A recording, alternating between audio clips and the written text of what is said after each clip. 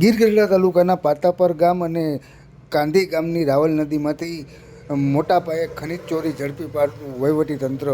વાત કરવામાં આવે તો ગીર ગઢડા તાલુકાના પાતાપર ગામે તેમજ કાંધી ગામની રાવલ નદી જે છે તે રાવલ નદીમાંથી ઉના પ્રાંત અધિકારી તથા મામલતદારની ટીમે જિલ્લા કલેક્ટરની સૂચના મુજબ રેડ કરતા રાવલ નદીમાં ખનિજ ચોરી કરી રહેલ એક જેસીબી તેમજ 2 ટ્રેક્ટર સહિત કુલ 30 લાખ રૂપિયાનો મુદ્દામાલ જપ્ત કરી કાયદેસરની કાર્યવાહી હાથ ધરી હતી.